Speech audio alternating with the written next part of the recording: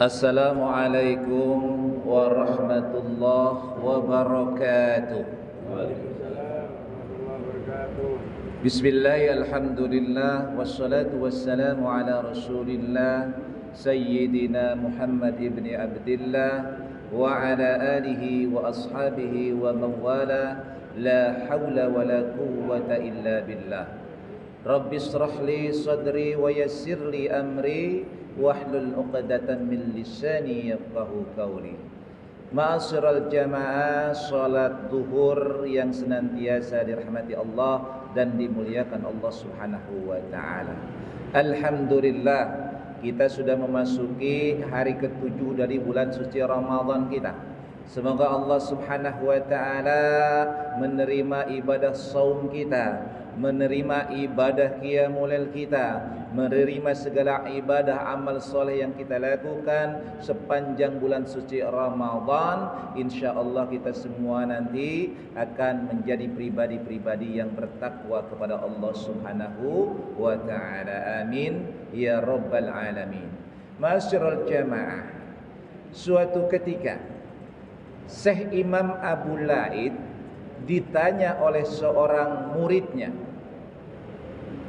Pertanyaannya begini, "Ya Syekh, Allah Subhanahu wa taala berfirman di dalam Al-Qur'an surat Ghafir, surat Mukmin disebut juga, ayat 60.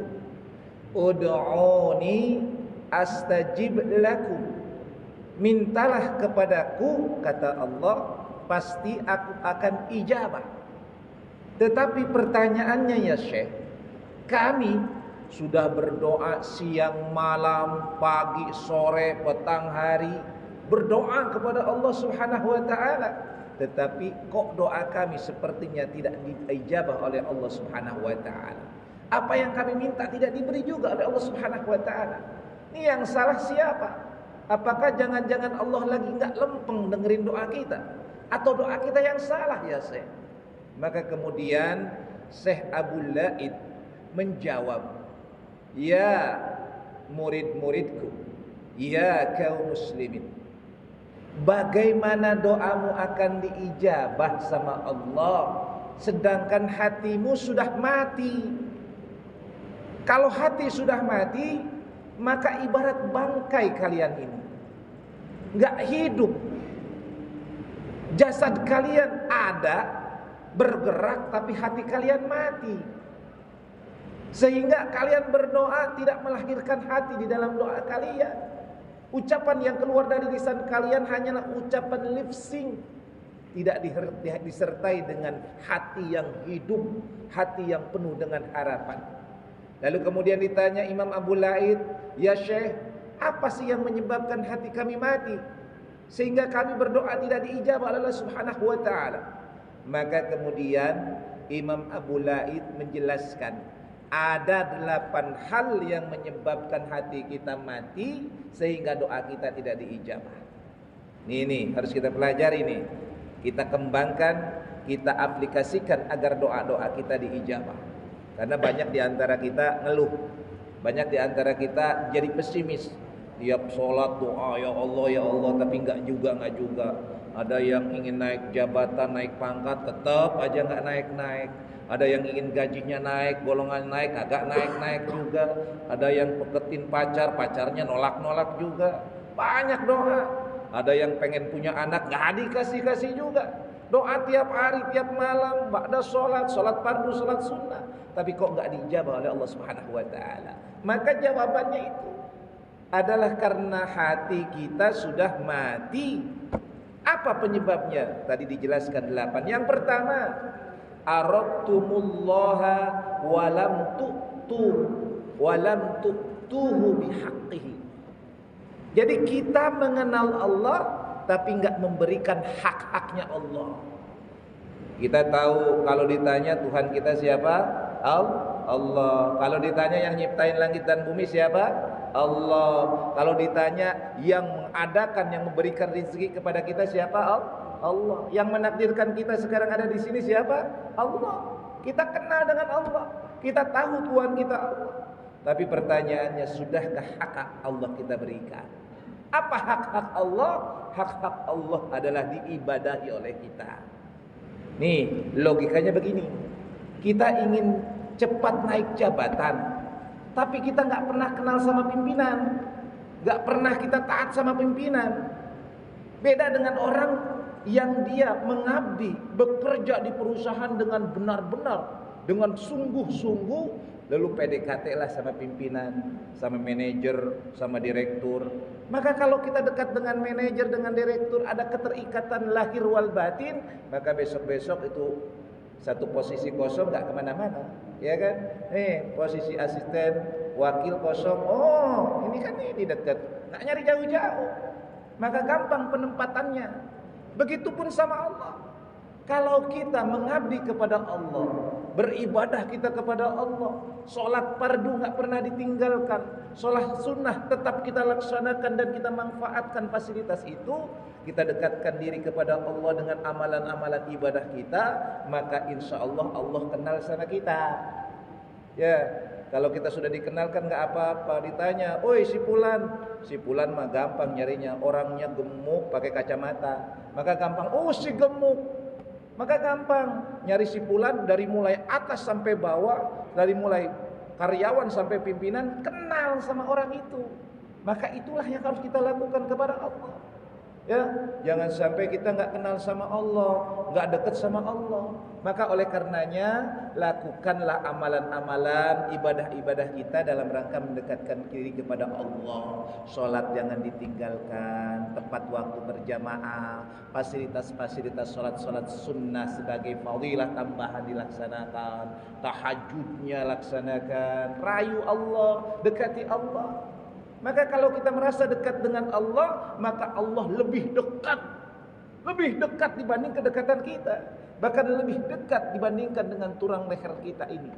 Itu kata Allah Subhanahu wa taala. Jadi dekati Allah, Allah semakin dekat. Sayangi Allah, Allah semakin sayang. Nah, itu. Minta sama Allah, Allah pasti semakin cinta sama kita. Jadi jangan sampai kita enggak doa. Kalau kita minta sama manusia mah sekali dua kali kasih. Pak, saya minjem duit, sekali kasih, dua kali kasih, ketiga kali nggak ada. Gitu kalau sama orang mah, sama manusia. Kalau sama Allah semakin banyak kita minta.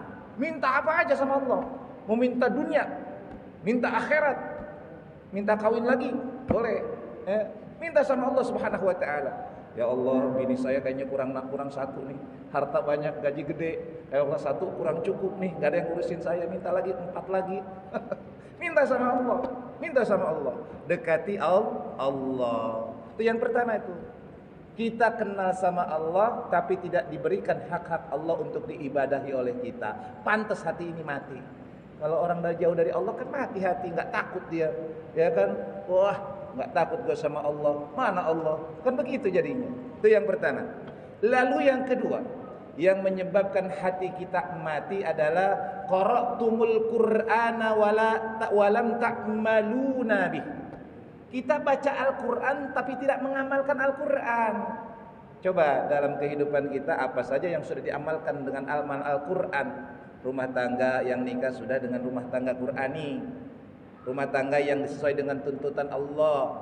Jangan-jangan ISTI, SSTI, suami-suami takut istri, ya. Di rumah lebih takut sama istri. Di rumah lebih mau diatur oleh istri. Padahal Islam enggak begitu. Ar-rijalu qawwamuna 'alan nisa. Laki-laki itu pemimpin di rumah tangga. Jangan sampai kayak kucing kesiram air di rumah tangga. Harus mampu menjadi pemimpin dalam rumah tangga. Di pekerjaan kita sudah menggunakan hukum Al-Quran, ya, peraturan perusahaan Al-Quran. Bagaimana hubungan antara karyawan dengan perusahaan, ada hubungan-hubungan yang diatur antara pekerja dengan yang mempekerjakan. Sudahkah itu diatur sesuai dengan aturan Al-Quran? Di dalam masyarakat kita, di dalam berbagai macam peraturan, sudah ditetapkan Al-Quran. Atau jangan-jangan boro-boro ngamalin Al-Quran, baca Al-Quran aja nggak pernah kita. Lalu bagaimana hati nggak mati? Al-Quran aja. Di masjid kita Al-Quran banyak, kayaknya masih bagus-bagus tuh. Hanya beberapa Al-Quran yang lembarannya mulai lepek. Ketahuan tuh, kalau ada Al-Quran masih bening, masih bagus, berarti nggak pernah dibaca tuh.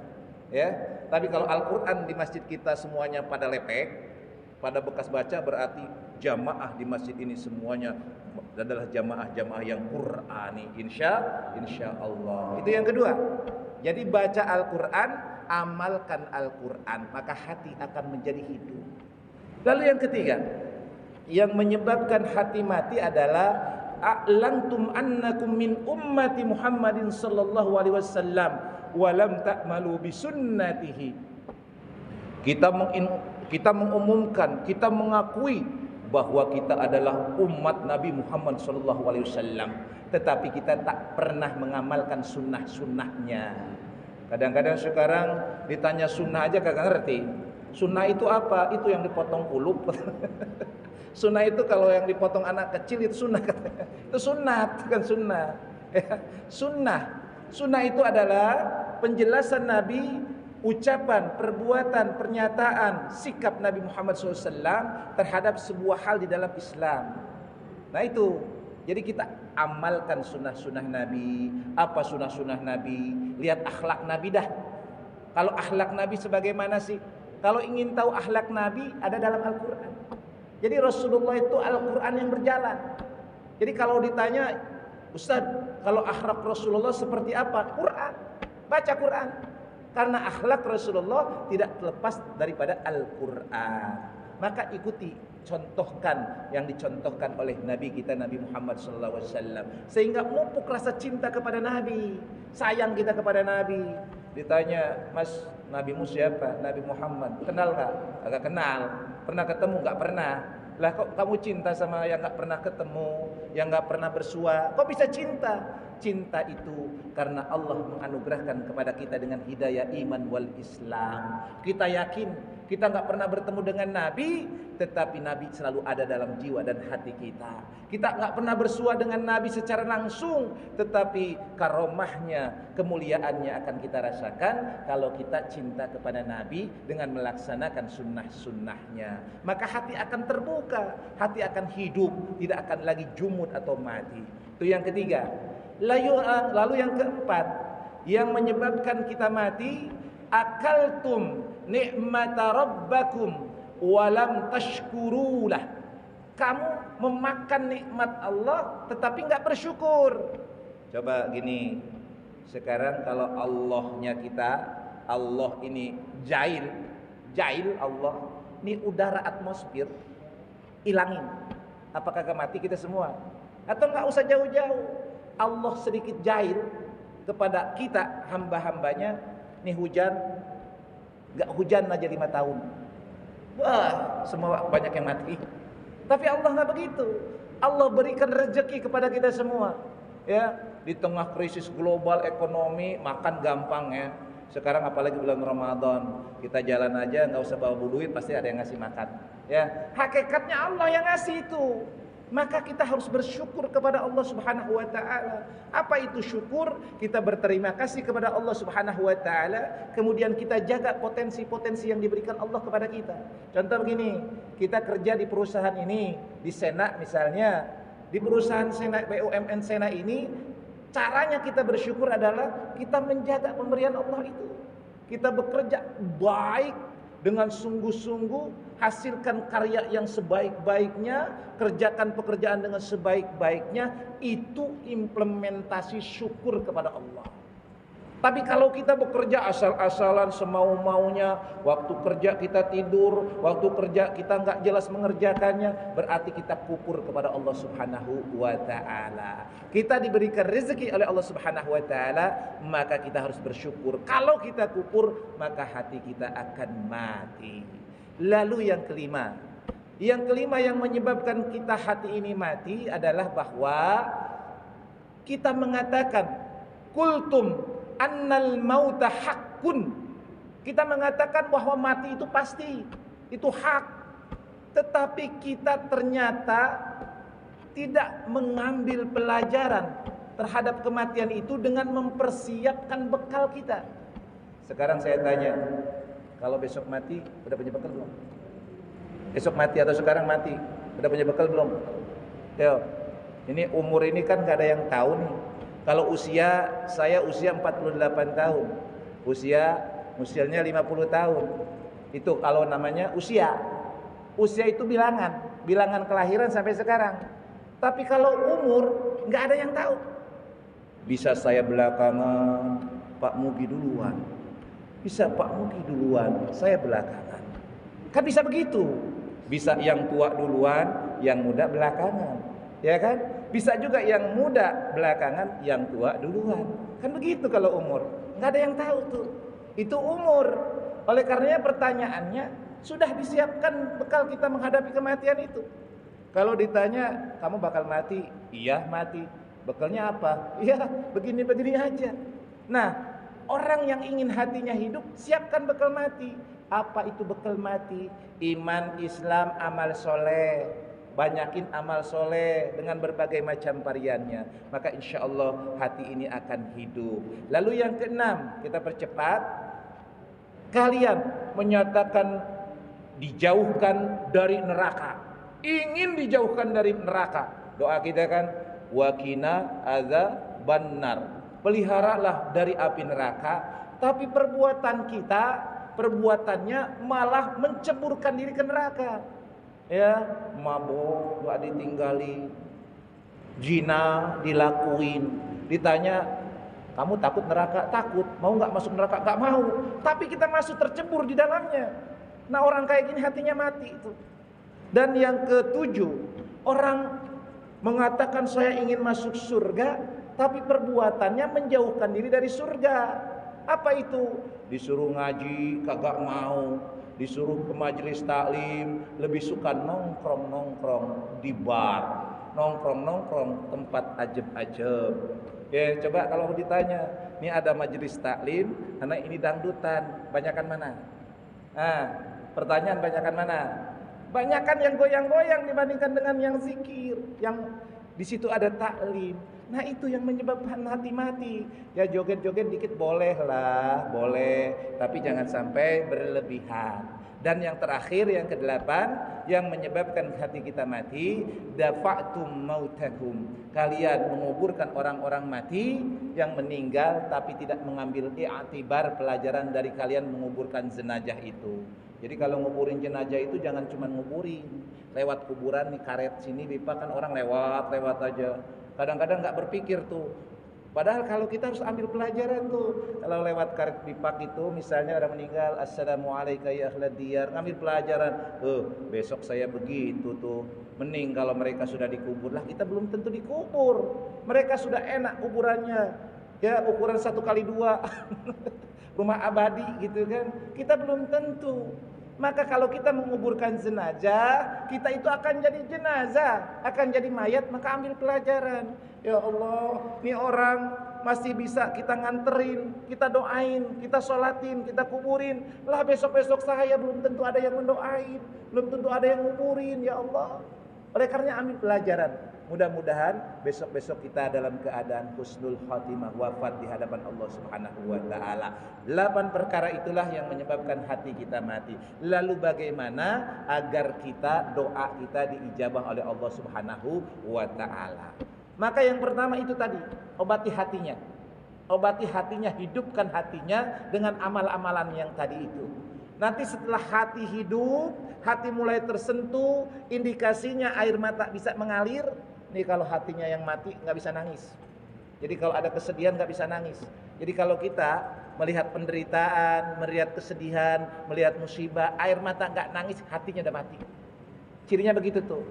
Kalau kita sudah bisa mengalirkan air mata dengan berbagai macam musibah hidup ini, penderitaan, berhati-hati kita sudah mulai hidup. Maka hidupkan hati. Lalu yang kedua adalah persiapkan segala hal berkaitan dengan bersihkan. Bersihkan kotoran-kotoran yang ada di fisik kita. Bersihkan rezeki kita. Ingat, rezeki yang haram itu akan menghalangi doa kita. Makanan yang kita makan dari hasil haram membuat doa kita tidak diijabah. Di pekerjaan kita hati-hati. Jangan sekali-kali kita memakan makanan yang tidak jelas, apalagi yang haram. Yang syubhat jangan kerjakan, jangan dikonsumsi. Jadi kalau kita nemu makanan jangan dulu dimakan. Tanya dulu nih barang punya siapa. Kalau memang tidak jelas jangan dikonsumsi. Apapun dihalalkan. Karena sesuatu yang haram itu membuat doa kita tidak diijabah oleh Allah Subhanahu wa taala. Bersihkan rezeki kita, bersihkan hati kita, kemudian kita menghadap Allah Subhanahu wa taala dengan penuh kekhusyuan. Baru kita doa kepada Allah Subhanahu wa taala. Pantau, lihat tempat yang makbul di mana. Tempat makbul doa itu di mana? Masjid. Di tempat-tempat yang khusus. Ingat peristiwa Nabi Zakaria. Zakaria tidak punya anak, kemudian dia berdoa di mihrabnya Siti Maryam. Di mihrabnya Siti Maryam dia berdoa dan akhirnya Allah menurunkan wahyunya dengan mengabarkan akan diberikannya seorang anak yang namanya Yahya. Artinya apa? Tempatnya diperhatikan doa. Jangan doa di sembarangan. Khususkan tempat di masjid, di tempat-tempat yang mulia, yang penuh dengan keberkahan. Doa kita kepada Allah Subhanahu wa taala. Lalu yang kedua, waktunya dia. Waktu-waktu yang mustajab. Apa saja? Bulan Ramadan. Wa idza sa'alaka ibadi anni fa inni qarib ujibu da'watad da'i idza da'an falyastajibu li wal yu'minu bi la'allahum yarshudun. Bulan Ramadan, waktunya mustajab semua. Ya, ba'da sholat dimanapun kita doa kepada Allah Subhanahu wa ta'ala. Ada waktu-waktu yang dijelaskan oleh hadis yang sangat mustajab. Di antaranya awal bulan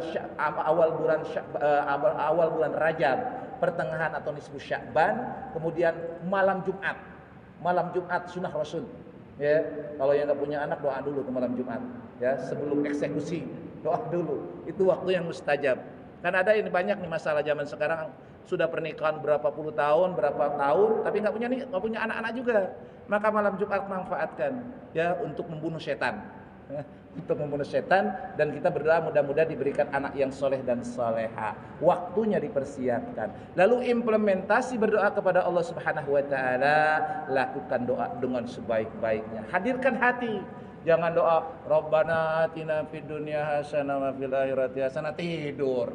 Aminnya amin. Amin. Nih, kalau ada orang kiai ustaz lagi ceramah, doanya panjang, nanti nunggunya akhir. Kapan Rabbana atina?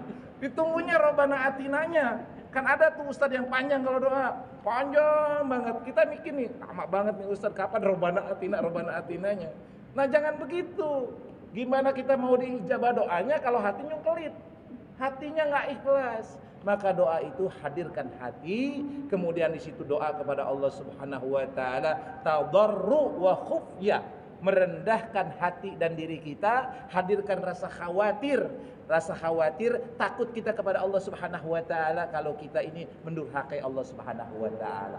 Maka insya Allah doa yang dilakukan dengan penuh keikhlasan, dengan hati yang hidup, dengan penuh lafaz-lafaz yang kita pahami. Pak Ustadz, saya doanya nggak hafal bahasa Arab, pakai bahasamu aja. Orang Garut, orang Sunda pakai bahasa Sunda, orang Jawa pakai bahasa Jawa, orang Batak pakai bahasa Batak, orang Madura sekelangkong pakai juga. Jangan takut untuk mengucapkan dengan bahasa kita sendiri. Insya Allah doa kita akan diijabah oleh Allah Subhanahu wa taala. Mudah-mudahan doa-doa kita akan dimakbul oleh Allah Subhanahu wa taala. Inilah uraian singkat berkaitan dengan jurus jitu dalam agar kita doa diijabah oleh Allah Subhanahu wa taala. Demikian, terima kasih. Usikum wa nafsi bitaqwallah. Assalamualaikum warahmatullahi wabarakatuh.